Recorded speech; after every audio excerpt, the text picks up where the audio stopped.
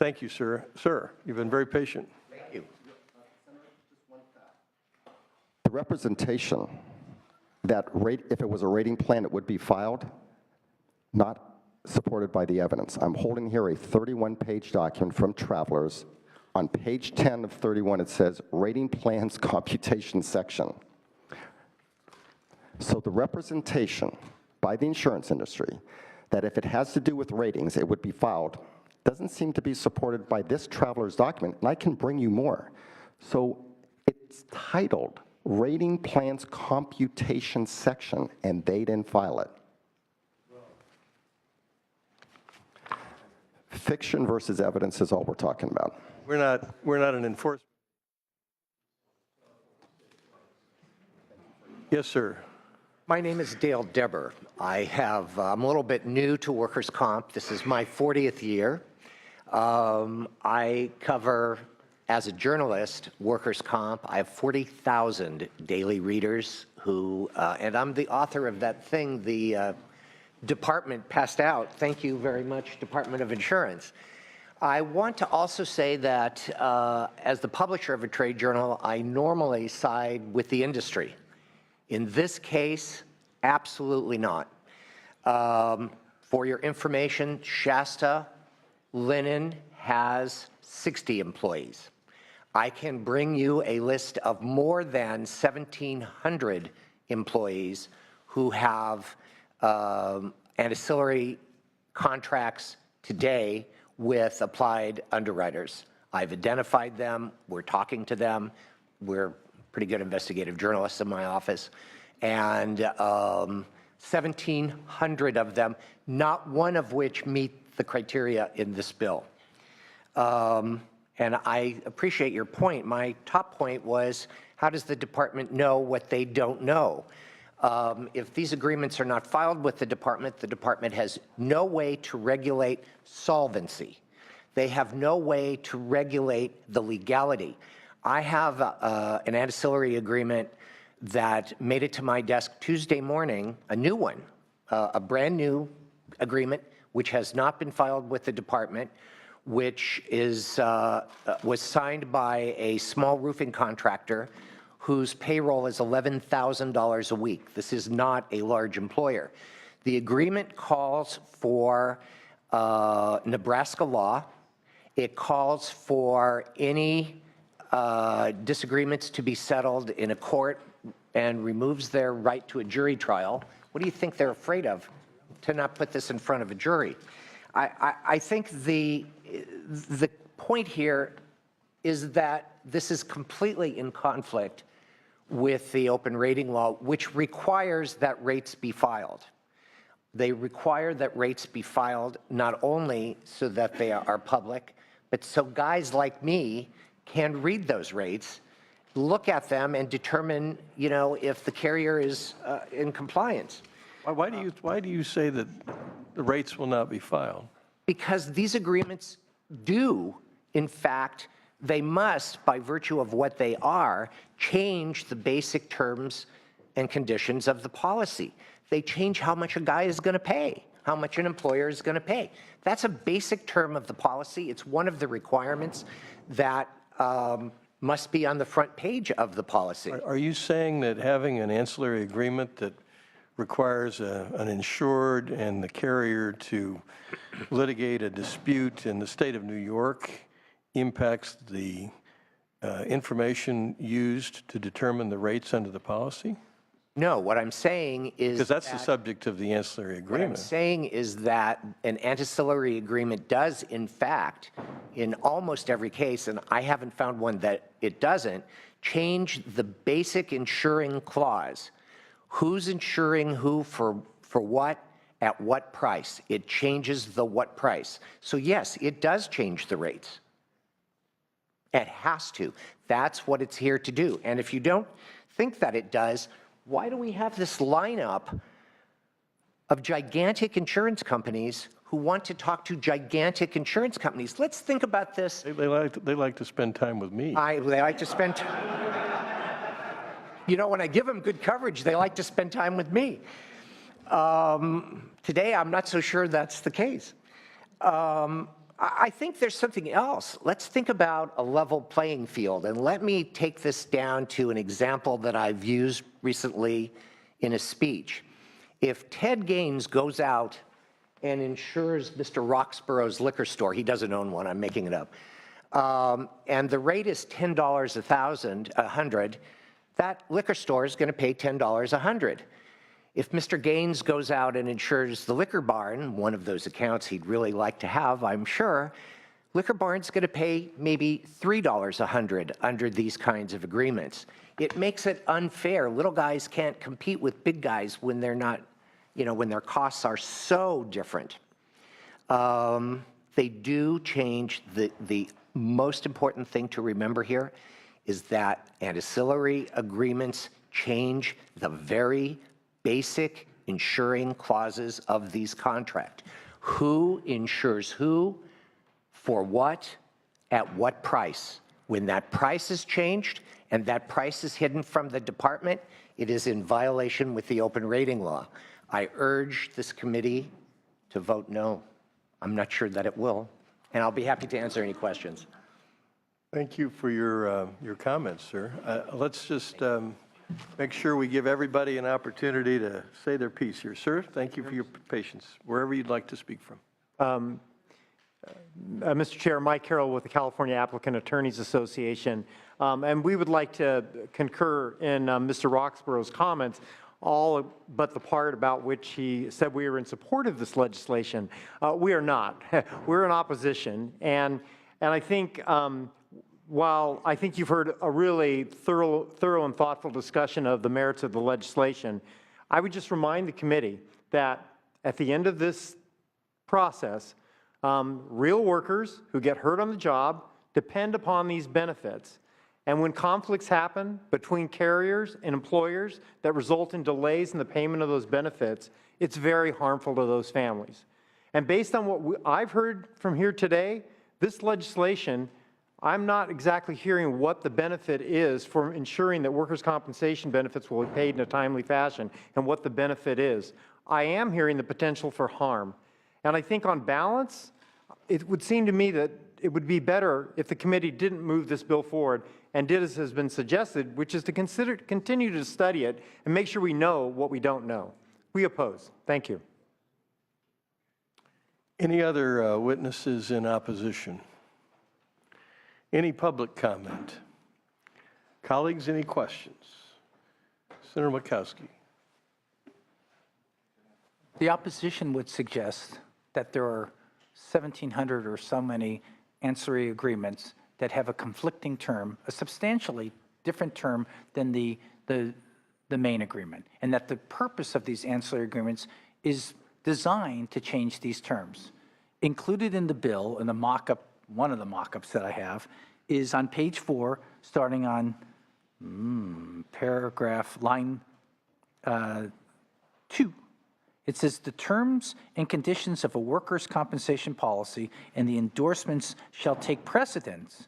This is the policy, and endorsements shall take precedence over the provisions contained in an ancillary agreement if there is an inconsistency or a conflict between the policy or endorsement and the ancillary agreement.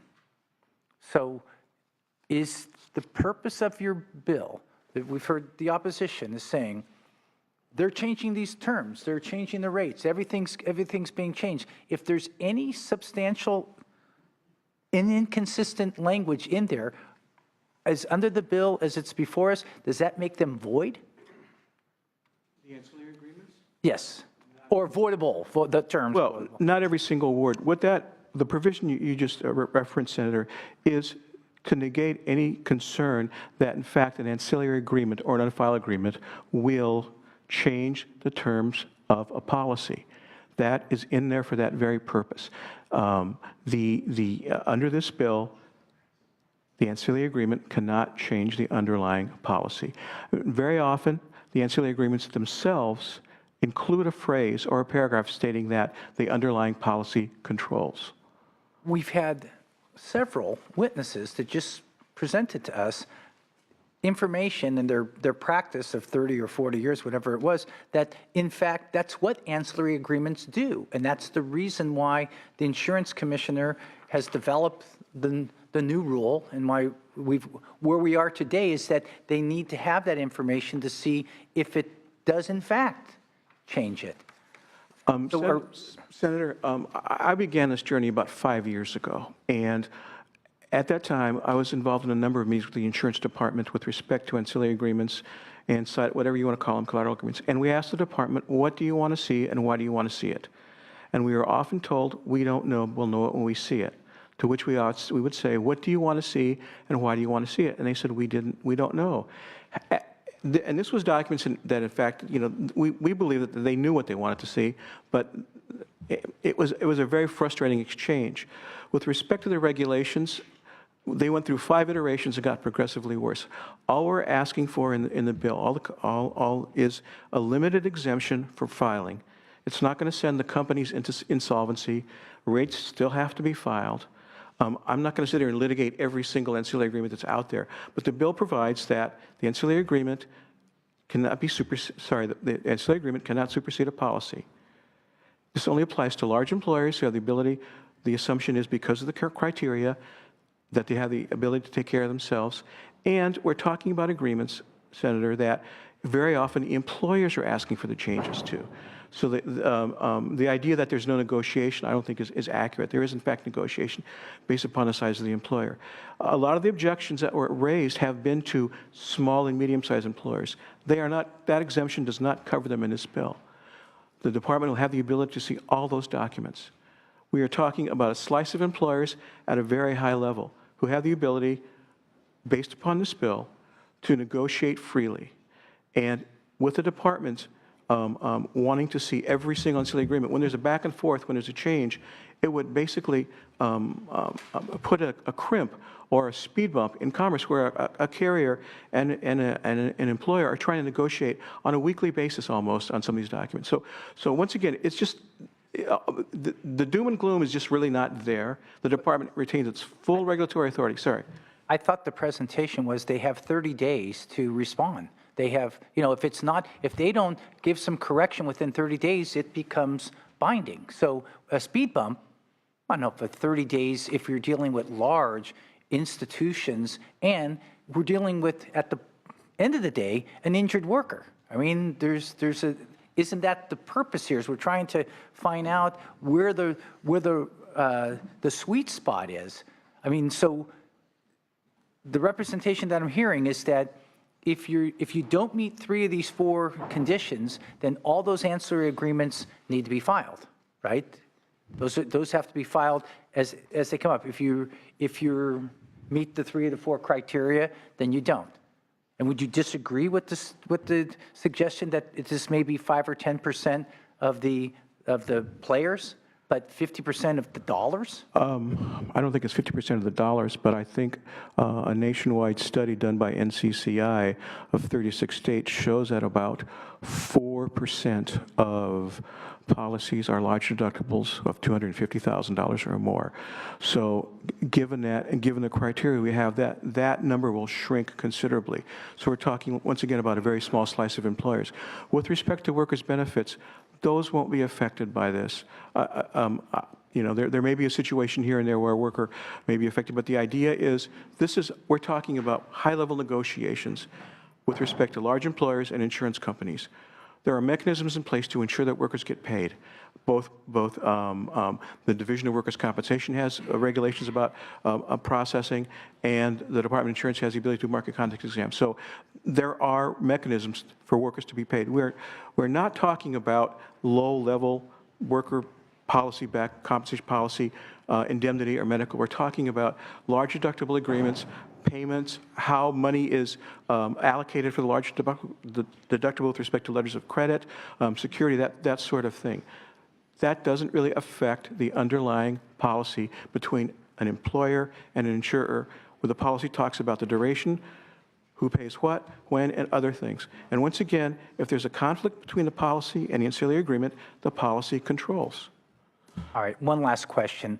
The opposition has indicated that since Shasta Lennon Company, since this rulemaking, now we're beginning in April 1st, now we have a clear line. Everybody knows may not be happy what you have to file, but everybody knows what they have to do, what the rules are, and that somehow the cloudiness of the language here, and I can't speak for my colleagues that understand everything in the bill, this is going to create some ambiguity in the marketplace. Could you address that concern? Let me just comment, the Shasta Linen case, that company is not large enough to meet this bill. So all the rhetoric about that case and the rulemaking that followed is irrelevant, because this bill deals with larger companies. There are thresholds for which Shasta Linen would not meet. So on the clarity issue, is that right now, large companies, let's just say all large companies know exactly what they have to do? Say it's 4% of the companies in California. Okay, so they may have to wait 30 days after their ancillary agreement is filed with the department, but everything's open. Everybody knows what's going on. The rate information is there. Everything's before the commissioner. Everything's out in the public. And we all the players know what to expect. This seems to take out a group of them, large players, but creates a cloudiness of what it is that you're taking out. Because we've spent an hour talking about what's an ancillary agreement, what's not an ancillary agreement, what's in there, is it material, is it not material? Why would we want to move from that clarity to something else, an unknown? Senator, my understanding is the 30-day requirement is for the review to start, not to be finished. They have to start the review within 30 days. Otherwise, it's moot. Oh, otherwise it's moot, so then it's binding. They don't start within 30 days, it's binding. Okay. But they can start, and it may go on for a while. Senator, with respect to the clarity, what is in the bill now is based upon the department's regulations, which some folks thought were really unclear, and we tried to smooth out some of the language. With respect to the exemption for large employers, we requested this in the rulemaking, and we're told that the department had no authority to grant such an exemption. So we are responding to that. It is not a surprise or a secret to the department that, in fact, we have been concerned since day one about the ability of large employers and carriers to negotiate freely. I don't think the language in the bill is unclear.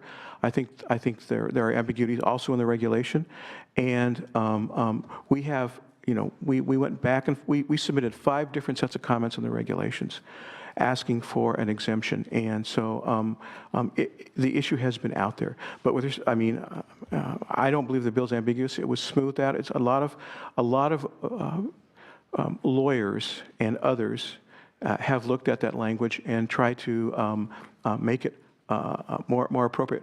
At first, we adopted the language of the department word for word in the bill, and there were objections that the language was too complicated. So we attempted to smooth it out and simplify it. But what is in the bill right now is in fact based upon the department's regulations. And once again, I'm going to emphasize this is a small slice of employers. It's not going to lead to insolvencies. Rates are filed, and ancillary agreements are superseded by the language of the policy. Senator Glazer. Thank you, Mr. Chairman. It's been an informative hearing for me. I had a very narrow question that I wanted to ask the representative from the Department of Insurance. Could we invite them back up? Absolutely.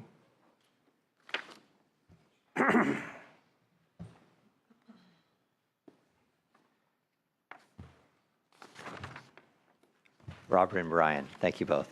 So my question is that does anything that we're doing in this proposed bill affect the ability of an injured worker to get their help and their care? I'll give you the very short answer, and then Mr. Henley has much more experience on this. The injured workers are entitled by law to get the treatment that they need and deserve. However, what we have seen in many cases with insolvencies and the kind of litigation that some of the other witnesses testified to is, in some cases, a significant delay in that treatment beginning or continuing or finalizing.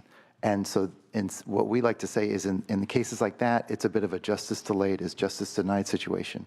So you're saying that if I was injured and there was a dispute between my employer and the insurance company about who was paying for what or who covers what, that I wouldn't be able to get care? Possibly. I don't want to make it sound like it's always that way, but Well, I'm going to ask you for substantiation, so go ahead and make your case, and then I'll ask you to substantiate it. Senator, if I may, the large deductible agreements nationwide have been a concern. That's why the NAIC has been working on an update to a report all about large deductibles and the insolvencies that have ensued because of them. When there is an insolvency, there is delay, indeed delay, for the worker in getting compensated. Insolvency delay, meaning that, as an earlier witness testified, there is coverage, there's a pool, or there's a guarantee for that worker. So the issue is, does an issue of insolvency create a delay?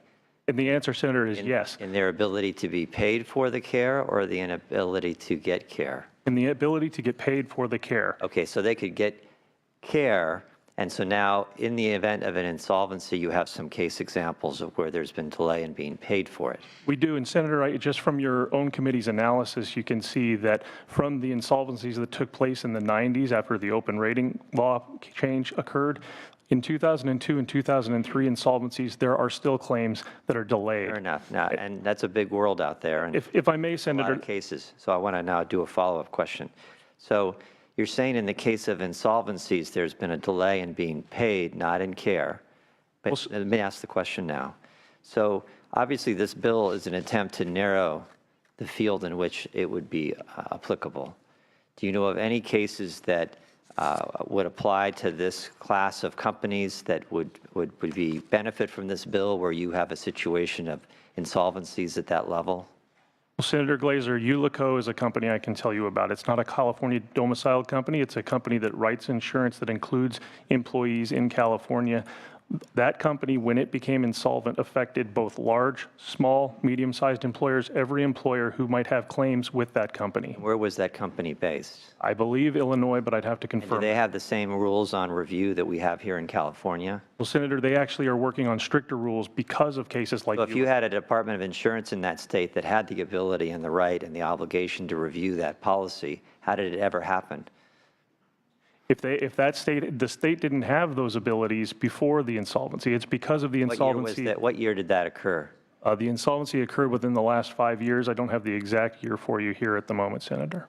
Senator, You're saying that that company in that state of Illinois did not have their policy reviewed, and that they became insolvent, and that a worker who was injured had a delay in their ability to be repaid or paid for the care that they received. That's correct, Senator, but I should add that it's not just the payment. I don't want to be misrepresented here, that just the payment of the benefits. If an employee is injured and there are questions about payment for a doctor, you can imagine how that might affect the care that that person's going to receive. The applicant's attorney, Mr. Roxborough, can probably speak to more specific examples of how that plays out in practice, but I don't want to leave this committee with the idea that it's just a matter of payment and that's all that's delayed. That's not the case. The other thing I should emphasize, Senator Glazer, is I don't have strict familiarity with Illinois' laws, how they reviewed the Ulico policies, and I don't want to suggest that I can give a full representation of how that occurred. What I can tell you is, under current law, we have a much better shot at trying to prevent those insolvencies by making sure that insurers are properly writing these large deductible agreements than we would if this bill were to take effect. Senator Glazer, if I might, on that note, Mr. Henley and I double-checked after one of the assertions that were made a few moments ago, and according to the WCIRB, about 30% of the policies that we're seeing in California are large deductible policies. So the notion that this is a tiny sliver of the marketplace is not borne out by the facts. Now, one can talk about where is the line, what is considered a large deductible, is it 100,000, is it 200,000, 250, and we were double checking on that, but about 30% of the marketplace. That's a sizable chunk, that's almost a third. Okay, thank you for both very much. I want to mention one, sorry, Senator. Thank you. Thank you very much, Senator. Thank you, Senator. Chairman, I'd like to give the proponents the opportunity to respond to this issue of certainly my concern, and I'm sure others, that that if someone is injured, we want to make sure they get the care that they need. Well, absolutely, but I've got some questions too on that very point because I'm confused on some of these points that were made.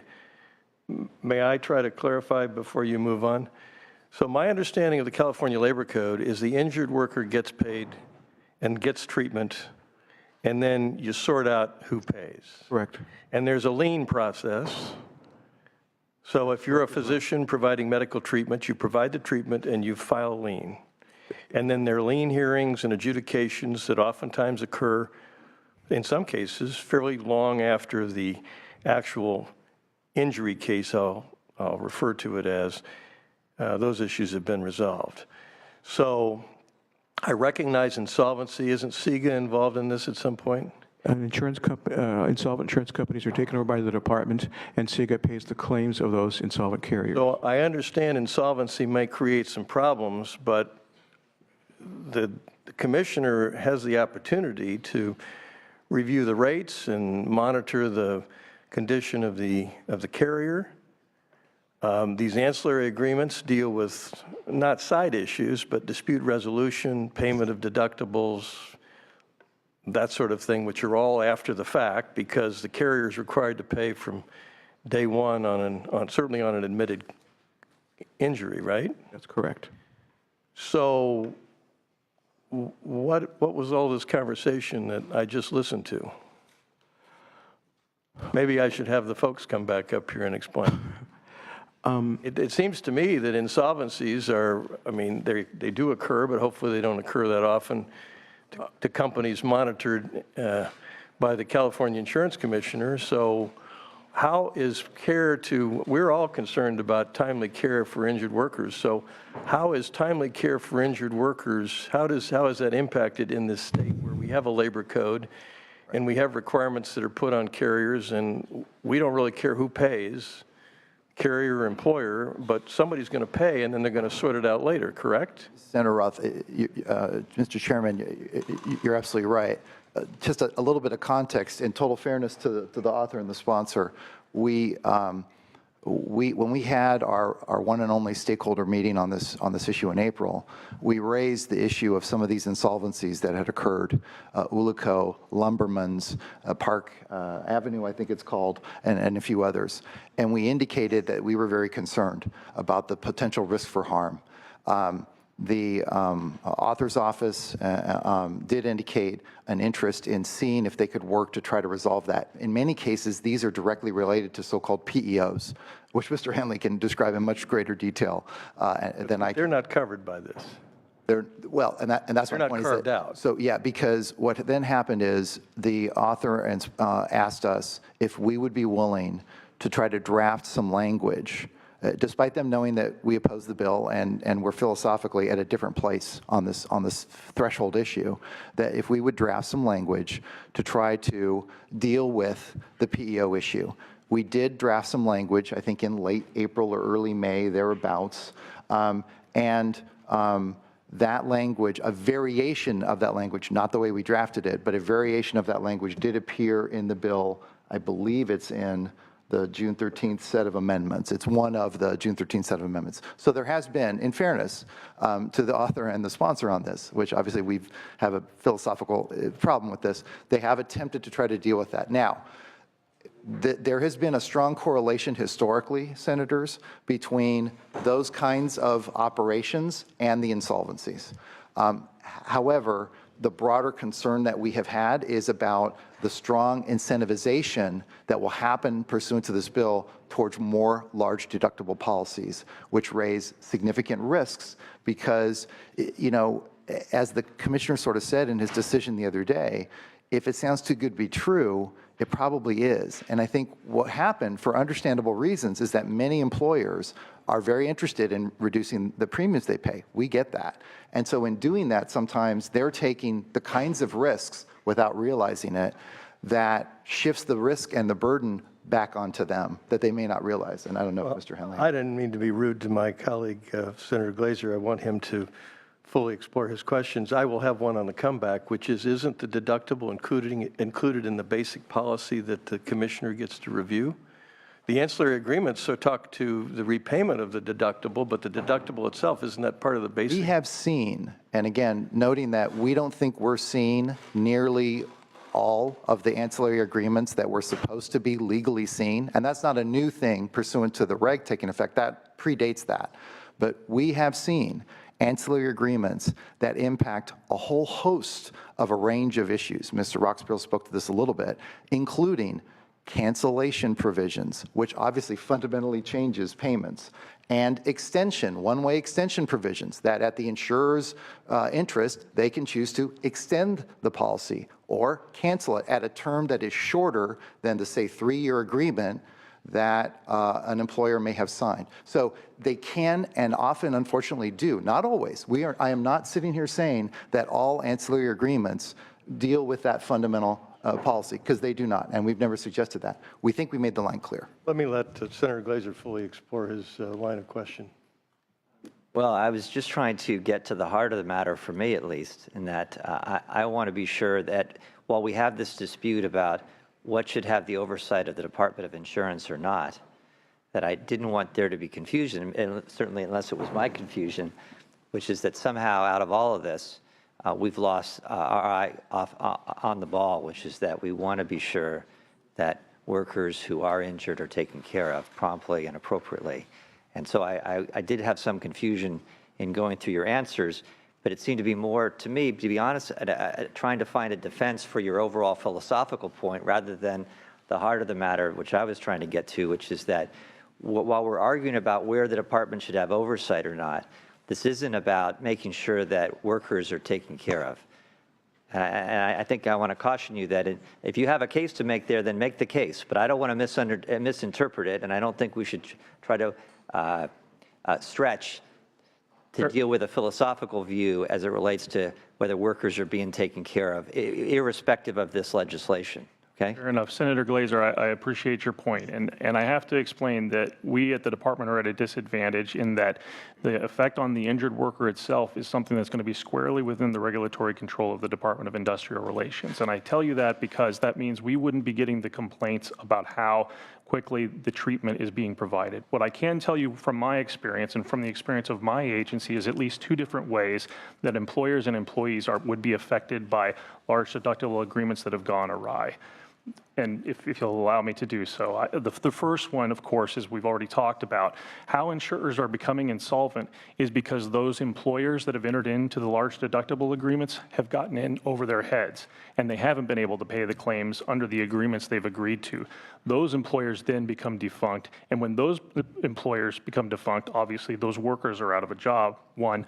Number 2, that's what's led to the insolvencies. The second thing I'll say, and then I'll stop. This isn't about workers out of a job, okay? I don't want to confuse the issue. The issue is workers being able to get the care that they need, right? So again, I don't like the fog of politics and of committee hearings here. I want you to be germane to the point that I'm making. I appreciate that, Senator, and again, I would defer to the applicant's attorneys and Mr. Roxborough to give you examples. Then defer, but if you want to make the case that this legislation is going to lead to injured workers not being taken care of, then be clear about that.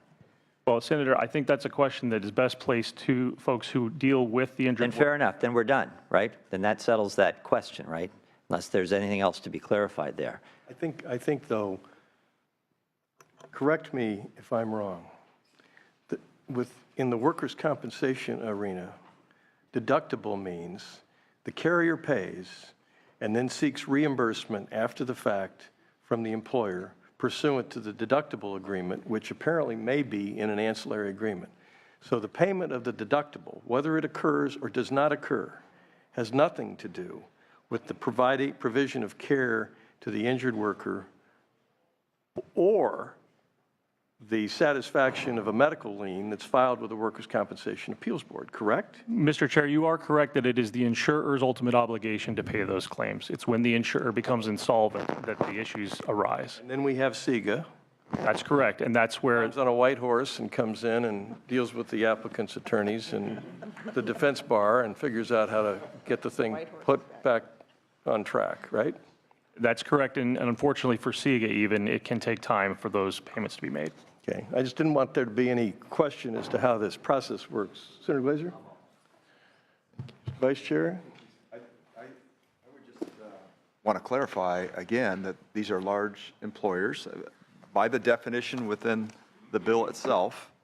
I mean, we can argue as to whether that's large or not, but we're talking about 500 or more employees, $20 million in gross revenue, workers' comp premium of $750,000, full-time risk manager involved, or is represented by counsel. Now, I guess it would be a combination of those. It'd be three of that five criteria.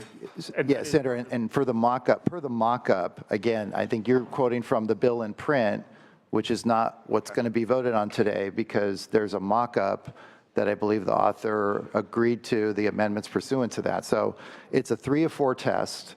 You don't, the 500 is just one of those 4 tests. So it doesn't have to be met, right? It's 3 of 4. So, and we do, in fairness, we do appreciate the movement to a certain extent on that. However, we do feel like it's still A, confusing, because this is a funky way to get there, and B, we think there's a number of other types of businesses and employers, a roofing company, for example, that because of what they do for a living has a higher incidence of workers being injured on the job, where sometimes the traditional rules can be a little skewed or more than a little skewed.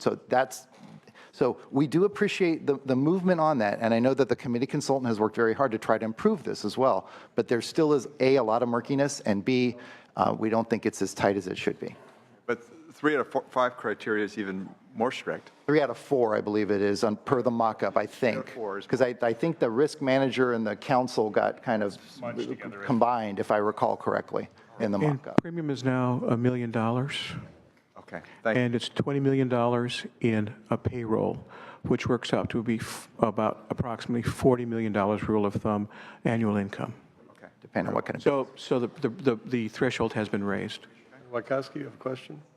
If I may ask Mr. Roxborough, are injured workers being denied medical care or being delayed medical care because of insolvencies or other conflicts?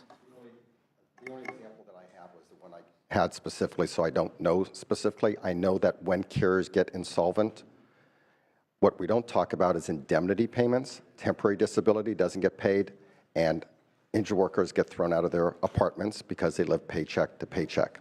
That occurs. And while the injured worker is a big concern, I do agree with, I think, Senator Glazer that we've gone a little sideways on the issue. And the big issue is regulatory impact, knowledge, information. We've now heard not 1 or 2%, but 30%. The representation, again, by AIA is belied by facts. The representation to the Senate was that the policies govern.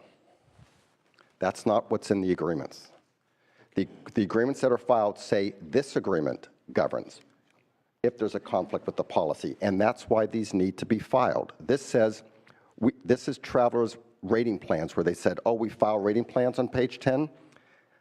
Then it says, we issue policies based upon your compliance with the terms and conditions set forth in this section. This section applies and governs. That is what the evidence and the writings say that Travelers did not file. I'm pretty sure that if they filed this document with the Department of Insurance, they would have read it and said, no. You have to file these, and would not have approved it, because there are all kinds of premium computations where there's charges, loss conversion factors, and so on, all set out in this agreement that governs the ability of employers to stay solvent and pay their bills. So the representation that the policy governs in these side agreements is not accurate. In fact, in federal court in Country Villa, less than 6 months ago, Judge Liu found that Zurich's policy said that this agreement, this side agreement, modifies the policy. So that's the representation. Thank you. Okay. Thank you very much. Fascinating discussion. Let me just clarify. So, Member Daley, you have accepted the amendments in the mock-up? Yes, sir. And then the only other thing I'd ask, can't be done here, is that you consider and take a look at requiring requiring the filing of these ancillary agreements without necessity for approval at some point. I don't know what the timeline would be. We certainly don't want to put speed bumps in the road for carriers and employers who are trying to negotiate some complicated arrangements, but that might, as I said, we're going to get to the end of the sunset, assuming it's 5 years, assuming this bill moves, and we're not going to have any more data then, or the commissioner's not, than we have now. And it would be nice to have some data to validate the exemption. So it's the mock-up amendments. My suggestion he'll need to work out with the folks. Okay, it's been moved. Please call the roll. You want to close? After all that? Sure. probably gonna roll. Thank you for overseeing a very interesting discussion. I won't comment on what I believe are some serious misstatements by those opposed to the bill. I think they're well-intentioned folks, but they're misstating matters and they're off the subject. I will look at your suggestion for that filing requirement so that we have good data. I think the main point here is this is a 5-year period, and we need the best data we can compile. With that, I respectfully ask for your vote. Nice job. Okay, please call the roll. Roth? Aye. Roth, aye. Gaines? Aye. Gaines, aye. Berry Hill? Berry Hill, aye. Glazer? Glazer, aye. Hall? Hernandez? Lou? Mitchell? Wachowski? Okay. That is 4. We have 4 votes. We'll hold that bill for absent members. Thank you very much. Thank you. Thank you. Thank you.